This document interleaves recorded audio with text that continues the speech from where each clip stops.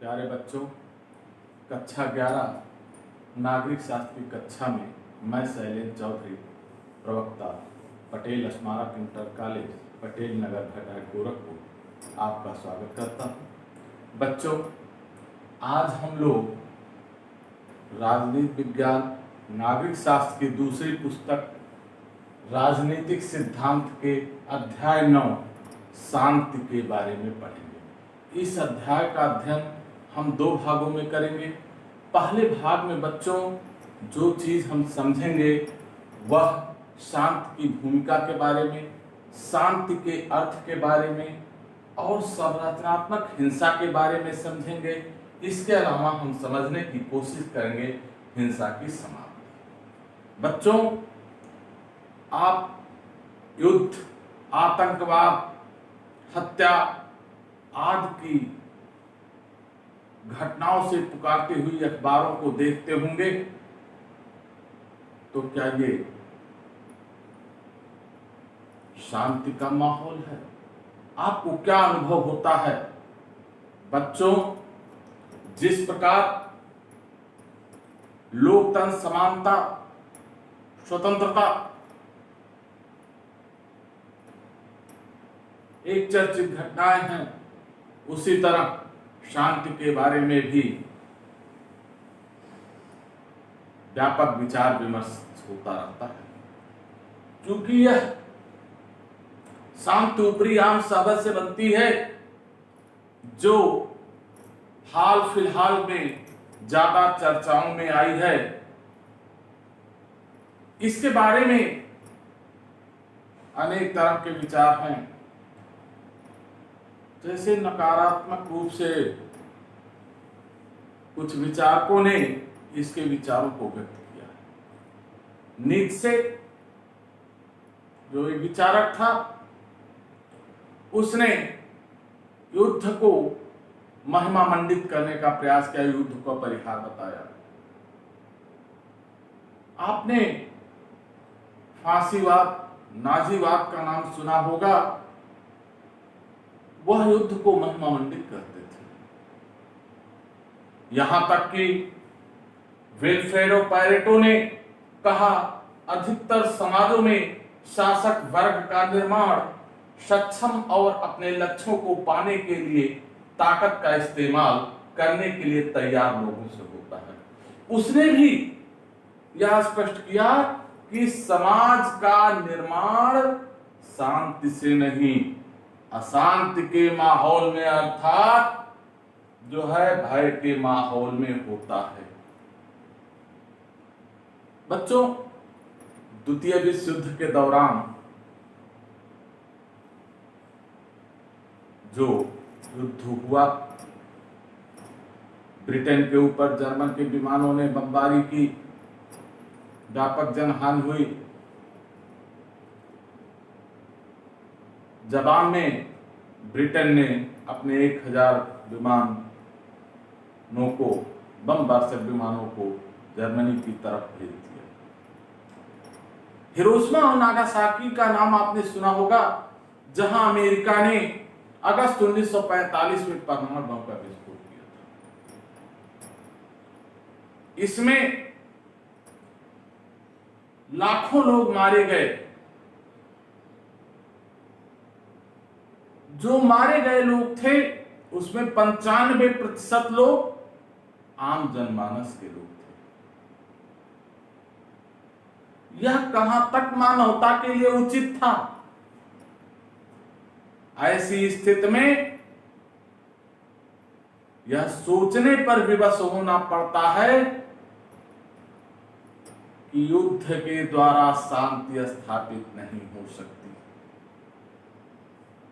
शांति मनुष्य के लिए अपरिहार्य है। इसीलिए शांति की अनुपस्थिति की भारी कीमत चुकाने के बाद मानवता को इसका महत्व पहचाना। मानव ने उस शांति के बारे में कब पहचाना? जब भीषण जनहानि हो गई। द्वितीय विश्व युद्ध के बाद की घटनाओं को आप लीजिए। क्यूबा मिसाइल संकट जो था वह ऐसा लगता था दोनों महाशक्तियों के बीच युद्ध हो जाएगा। अगर वो युद्ध होता तो भीषण जनहानि होती जिसका किसी तरह से कोई जवाब नहीं दिया जा सकता था। मानवता पर एक धब्बा सिद्ध होता। और जब मानव ने इस युद्ध की विभीषिका को पहचाना तब जाकर शांति स्थापित हुई। इसके बाद बच्चों हम अगले बिंदु की तरफ बढ़ते हैं। दूसरे बिंदु की तरफ आते हैं, शांति का अर्थ। देखिए बच्चों, शांति के बारे में जो बातें उभर कर सामने आती हैं वह है कि सामान्यतः आम जनजीवन यह अर्थ लगाता है कि युद्ध की अनुपस्थिति ही शांति है। हम लोग ही सामान्यतः, सब लोग, आप लोग भी इस तरह का विचार रखते होंगे कि जहां युद्ध नहीं है, जहां हिंसा नहीं है, वहां शांति है। लेकिन क्या यह पूर्ण है? क्या समाज में व्याप्त असंतोष को इस श्रेणी में नहीं रखा जा सकता हिंसा की? आप रवांडा के संघर्षों को किस रूप में ले सकते हैं? क्या उसे हिंसा की श्रेणी में रखेंगे या शांति की श्रेणी में रखेंगे? इसके अलावा कुछ लोग कहते हैं कि युद्ध, दंगा, नरसंहार आदि हिंसात्मक संघर्षों का अभाव शांति है। ये चीजें ना हो वह शांति है। वास्तव में क्या जिस समाज में ये चीजें ना हो, क्या वहां आप मान लेंगे शांति है? क्या व्यक्तियों के आक्रोश को, समाज में असमानता को आप शांति मानेंगे? मान लीजिए आपके साथ अत्याचार हो रहा है, कितने दिन आप सहेंगे? कभी ना कभी उसका आप प्रतिकार करेंगे। अब उस प्रतिकार को आप किस रूप में रखेंगे? शांत के रूप में या हिंसा के रूप में? यह बहुत बड़ा प्रश्न चिन्ह है। इसीलिए कहा जाता है कि हिंसा प्रायः समाज की मूल संरचना में ही रची बसी है।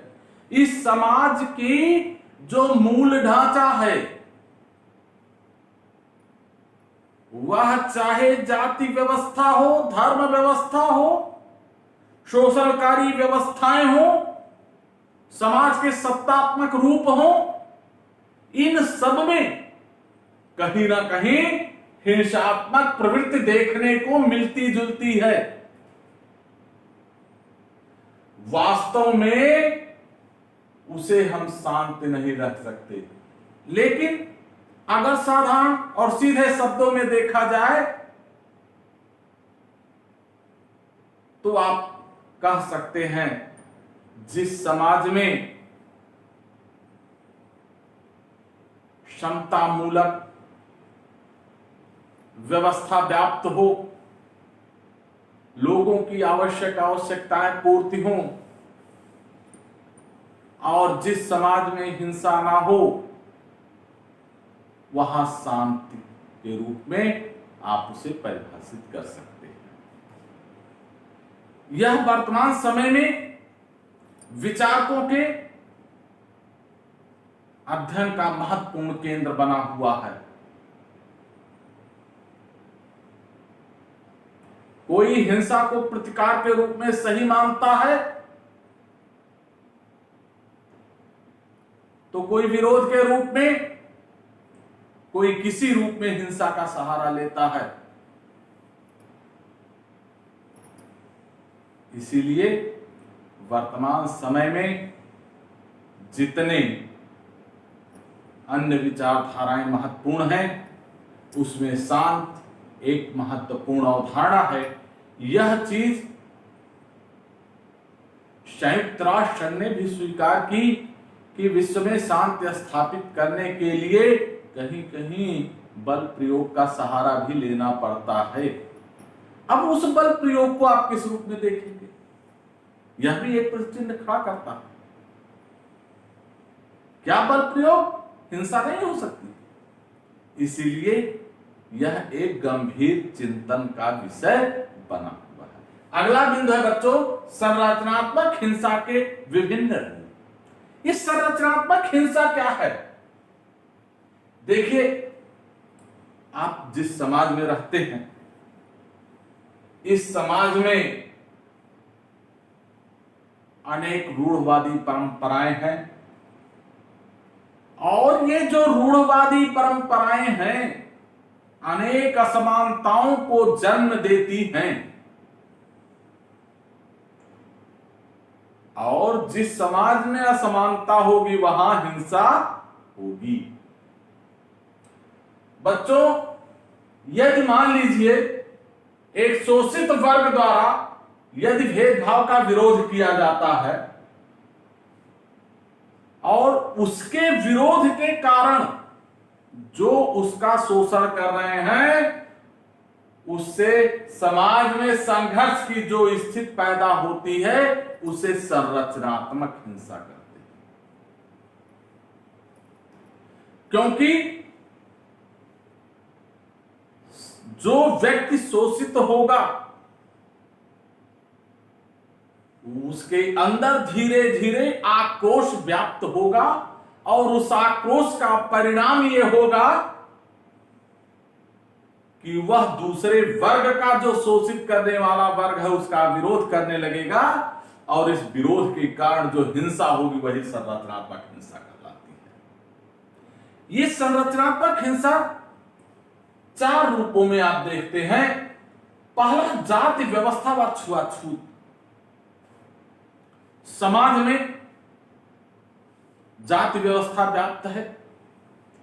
कुछ ऊंची जात के लोग, कुछ निम्न वर्ग के लोग, और इसके कारण छुआछूत की स्थिति उत्पन्न होती है।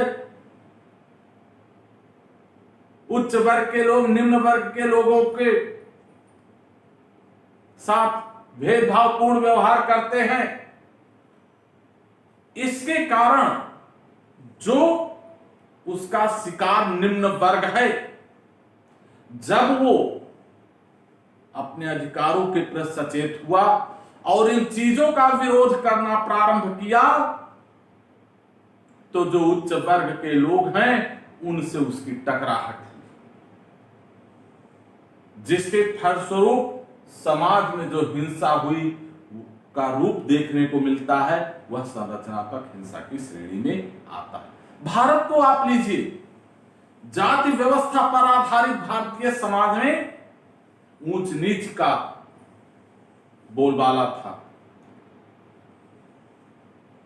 भारत सरकार ने जब संविधान निर्माण हुआ, संविधान निर्माताओं ने इस भेदभाव को खत्म करने के लिए अनुच्छेद 17 में छुआछूत के अंत की बात कही थी, अस्पृश्यता के अंत की बात कही थी, और उसे दंडनीय घोषित किया था, जिससे कि उनका यह मत था कि इसके बाद समाज में हिंसा को एक हद तक रोका जा सकता है।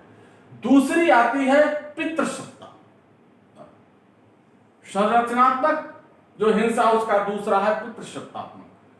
समाज आप जानते हैं पितृसत्तात्मक है, पुरुष प्रधान समाज है, स्त्रियों को सदैव शोषण होता रहा,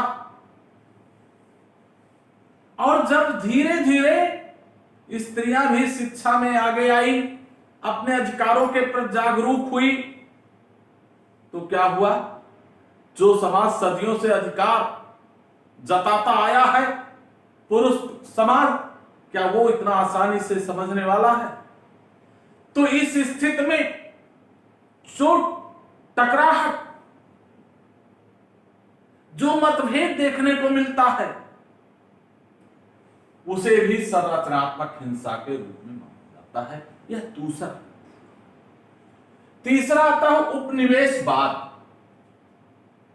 आप जानते हैं, आप भी इसके शिकार रहे हैं। 15 अगस्त 1947 को आप उपनिवेशी दास्ता से मुक्त हुए ब्रिटेन से। उपनिवेश में क्या होता है आप भली भांति पढ़े हैं। उपनिवेशवाद में जो शासक वर्ग होता है अपने उपनिवेश पर अपने हितों की रक्षा के लिए कानून बनाता है, उनका शोषण करता है, जिससे कि उसका आर्थिक हित साधन हो सके। भले ही उपनिवेश की जनता दबी रहे, आर्थिक रूप से पंगु रहे, उसे उससे कोई मतलब नहीं होता। और जब उस देश की जनता जागरूक हो जाती है, अपने अधिकारों के प्रति सजग हो जाती है, तब क्या होता है? संघर्ष। आप एशिया के तमाम स्वतंत्रता संग्रामों को देख सकते हैं, दक्षिणी अफ्रीका को देख सकते हैं, लातिन अमेरिकी देशों को देख सकते हैं, जो कभी उपनिवेशवाद के शिकार थे। उन्हें उस उपनिवेशवाद के शिकार लोगों द्वारा जब अपनी स्वतंत्रता का आह्वान किया गया, तो जो शासक वर्ग था, जो आक्रांता देश था, उसके द्वारा दमन किया गया। फलतः समाज में हिंसा व्याप्त हुई। भारत में महात्मा गांधी ने इस उपनिवेशवादी दास्ता से मुक्ति के लिए सत्याग्रह, असहयोग आंदोलन जैसे आंदोलन चलाए। मार्टिन लूथर किंग ने अमेरिका में इसके लिए संघर्ष किया। तो बच्चों, यह भी एक संरचनात्मक हिंसा की श्रेणी में आता है। और चौथा आता है रंग भेद व सांप्रदायिकता।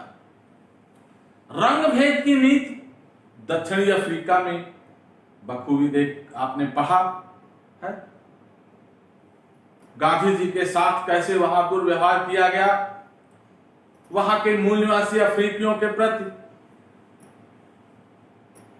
स्वयं अंग्रेजों द्वारा कैसे अत्याचार किए जाते थे। इस रंग भेद के कारण समाज में वैमनस्य बढ़ा और वो वैमनस्य हिंसा का रूप लेता है। इसी तरह जो सांप्रदायिकता है,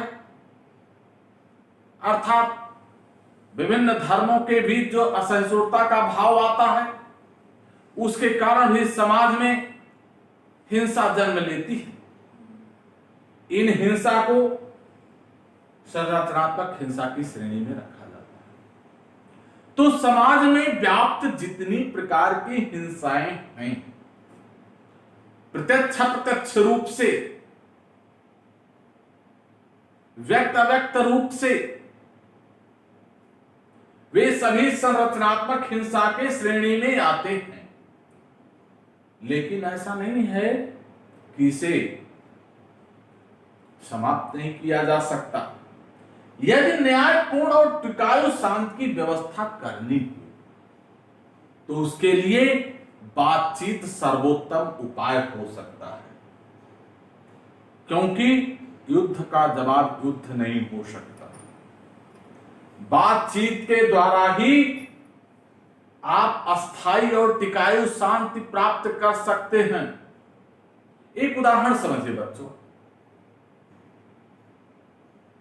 कि समाज में अनेक धर्मों के लोग रहते हैं। यदि उनके मध्य संवाद ना हो, तो अविश्वास का वातावरण बढ़ता जाएगा, जिससे कि समाज में सांप्रदायिक दंगे हो सकते हैं। लेकिन यदि दोनों धर्मों के बीच परस्पर बातचीत चले, तब क्या होगा?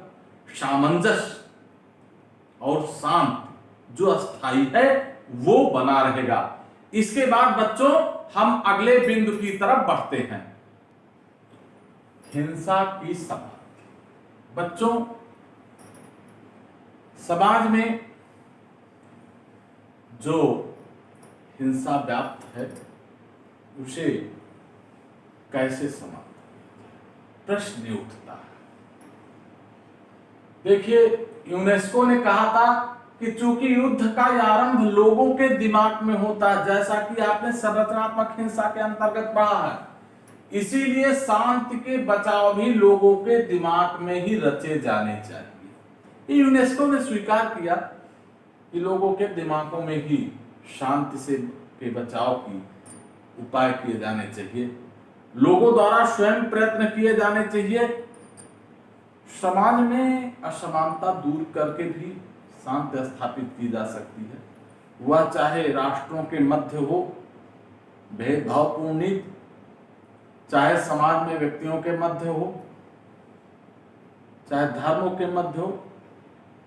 जब तक लोगों के दिमाग में सामाजिक सद्भाव का भाव नहीं भरा जाएगा तब तक अस्थायी शांति स्थापित नहीं की जा सकती।